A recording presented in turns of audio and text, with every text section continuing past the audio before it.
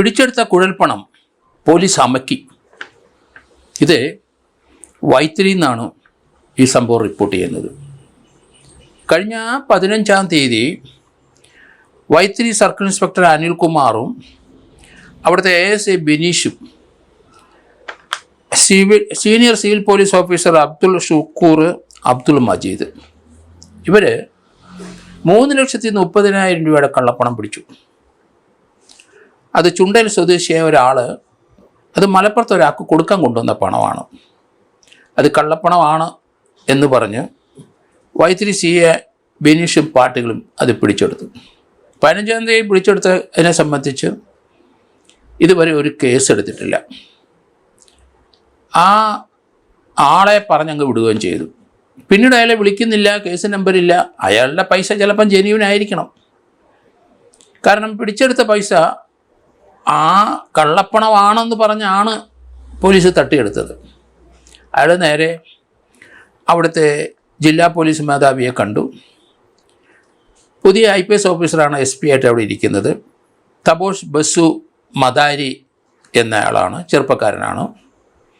അങ്ങേരുടെ അടുത്തൊരു പരാതി കൊണ്ടുപോയി കൊടുത്തു. തൻ്റെ കയ്യിലിരുന്ന് 3,30,000 രൂപ വൈത്തിരി CA സംഘവും പിടിച്ചെടുത്തിട്ട് അതേപ്പറ്റി ഒരു കേസെടുക്കുകയോ തനിക്ക് തിരിച്ചു നൽകുകയും ചെയ്തിട്ടില്ല. അത് ഒതുക്കി. അതോടുകൂടി അതിനെ സംബന്ധിക്കുന്ന ഒരു അന്വേഷണം രഹസ്യമായിട്ട് തപോസ് ബസു നടത്തി. ഇമ്മീഡിയറ്റായിട്ട് CAയ്ക്കും മറ്റ് 3 പോലീസ് ഉദ്യോഗസ്ഥർക്കും എതിരായിട്ട് IG രാജ്പാൽ മീണയ്ക്ക് റിപ്പോർട്ട് കൊടുത്തു. ഒരു കേസെടുക്കാനായിട്ട് ഇതൊരു പിടിച്ചുപറിയാണ്. കള്ളപ്പണമാണോ ഇല്ലയോ എന്നുള്ള കാര്യം പിന്നീട്, അത് ചുണ്ടൽ സ്വദേശി അത് തെളിയിക്കണം. അയാൾ ജെന്യുവിൻ പൈസയാണ്. ചിലപ്പം ഗൾഫിൽ നിന്ന് എങ്ങനെ അയച്ചു കൊടുത്തിട്ട് ആ പണം വേറൊരു അക്കൗണ്ടായി കൊടുക്കാനാണ്. അവരെ അക്കൗണ്ടിൽ കൂടെ വന്ന പൈസ ആയിരിക്കാം ചിലപ്പം. അത് കള്ളപ്പണമാണെന്ന് പറഞ്ഞിട്ട് അത് തട്ടിയെടുത്തപ്പം അതൊരു കവർച്ച തന്നെയാണ്. അതിന് ആ വയനാട് ജില്ലാ പോലീസ് മേധാവി തബോഷ് ബസു ആ പിടിച്ചുപറിക്ക് ഒരു കേസ് രജിസ്റ്റർ ചെയ്യാൻ പറഞ്ഞു. നല്ല കാര്യം, അങ്ങനെ അഭിനന്ദിക്കുന്നു. കാരണം ഇങ്ങനെയാണ് പോലീസ് വർക്ക് ചെയ്യേണ്ടത്. ചെറുപ്പക്കാരനായ IPS ഓഫീസറാണ്. ആ റിപ്പോർട്ട് കിട്ടിയപ്പം തന്നെ അവിടുത്തെ IG രാജ്പാൽ മീണ ഇവരെ 4 പേരെ സസ്പെൻഡ് ചെയ്യും. ഒന്നാം തരം നടപടി. അങ്ങനെ വേണം, എങ്കിലേ പോലീസ് നന്നാവുകയുള്ളൂ. ഏതായാലും അവിടുത്തെ SPയെയും IG-യും അഭിനന്ദിക്കാതിരിക്കാൻ കഴിയില്ല. ഈ വൈത്തിരി CA അനിൽകുമാർ ഇതിന് മുമ്പും ഇതുപോലെ ചില അഭ്യാസങ്ങൾ കാണിച്ചതായിട്ട് ആരോപണമുണ്ട്. അപ്പോൾ അയാൾ ഒരു സ്ഥിരം വരുമാന മാർഗമാണ് ഈ ലോക്കലിൽ ഇരിക്കുന്നത്. ഇങ്ങനെയുള്ളവർക്കെതിരായിട്ടാണ് നടപടി പോലീസ് എടുക്കേണ്ടത്. കൃത്യമായ നടപടി എടുക്കണം. ഇങ്ങനെ വളം വെച്ച് പല രാഷ്ട്രീയ സ്വാധീനവും വെച്ച് അവരിങ്ങനെയൊക്കെ തട്ടിയെടുത്ത പൈസ അയക്കും.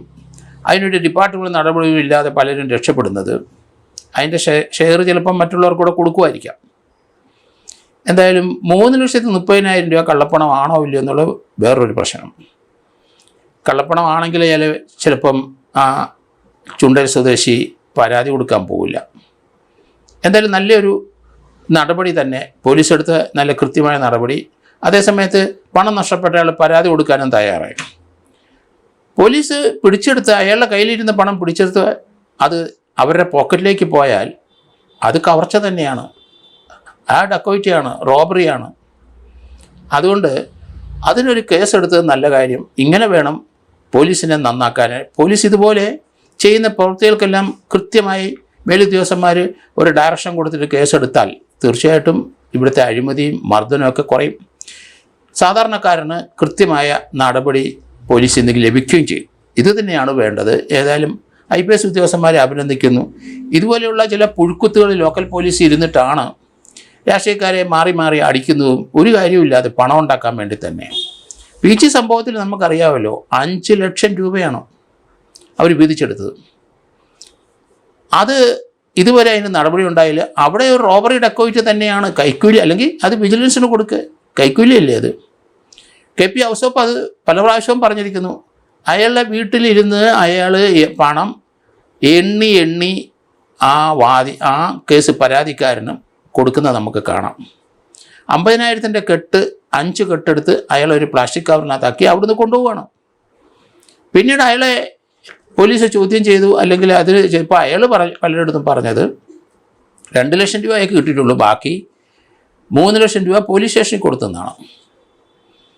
ഏതായാലും ഇതിനെ സംബന്ധിച്ച് KP ഹൗസ് ഓഫിൻ്റെ പരാതി പലയിടത്തും ചെന്ന് കഴിഞ്ഞാൽ 22 ദിവസം കഴിഞ്ഞപ്പോൾ ആ പരാതിക്കാരൻ്റെയും അവിടെയൊക്കെ ഒരു റെയ്ഡ് പേരിന് നടത്തി. ഒരു പൈസ അവിടെ ഇല്ല, ഇതൊക്കെ കള്ളമാണ് എന്ന് ആണ് അവർ പറയുന്നത്.